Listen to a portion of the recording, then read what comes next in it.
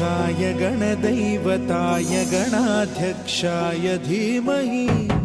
गुणशरीराय गुणमण्डिताय गुणेशानाय धीमहि गुणातीताय गुणाधीशाय गुणप्रविष्टाय धीमहि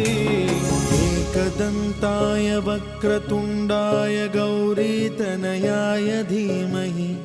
गजेशानाय भालचन्द्राय श्रीगणेशाय धीमहि